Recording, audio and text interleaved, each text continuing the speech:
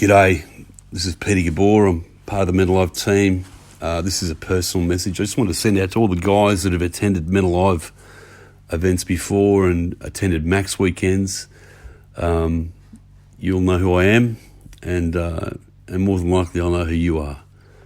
But right now it's 4:30 in the morning, it's dark, it's cold. The city I live in is asleep. Maybe a few are up.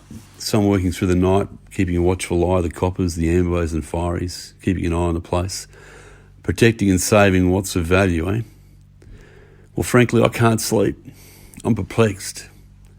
Now, the search for truth and meaning has been with me as long as I can remember.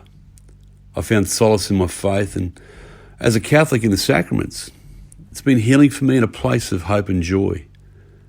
Now, 16 years ago, I embarked on this mental life journey with a bunch of ordinary blokes.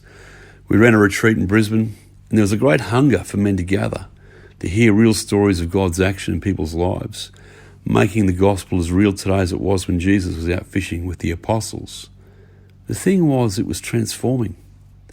I saw men's lives changed. Hopeless situations turned around, and some would say miraculous. In some cases, life-saving. Now that's precious territory in a time when the biggest killer of men under 50 is suicide. Now this year has been difficult. Well, actually last year was difficult too. Sometimes life can be bloody difficult. But for some reason, this year the events in my life, I guess the life of the church, have really knocked the wind out of my sails. If I'm honest, I've been left feeling numb and apathetic. I felt at times such a deep sadness at what's happened with the sexual abuse cases that I've simply wanted to walk away. It's beyond repair, and what difference can I make anyway? The church is beyond broken, or perhaps the institution of the church is beyond broken. Now we're coming up for Max 19, and every year I've felt a great sense of anticipation. But this year I felt flat. I feel like I've got nothing to bring but a sense of frustration. It's simply not good enough. Enough is enough. The church is wounded. The people are wounded. But one thing I guess I've learned about wounds as I reflect, mostly wounds from various adventure-based activities not going to plan, is that they heal. And they heal from the margins, and they heal from the edges.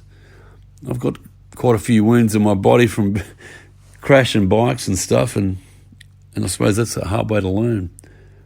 But as I reflect on the wounded church and its people, I wondered if it too will heal from the edges and the margins.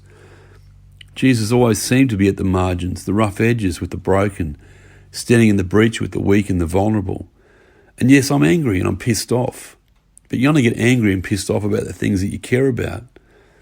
I guess I'd rather feel anger and frustration than nothing at all. So this year, what I look forward to at Max is actually being part of a gathering of men, of faith. Faith in the face of adversity. I really want to stand with men who want change. I want to stand with men who, in the spite of opposition, are prepared to step into the breach for others, who choose growth over comfort.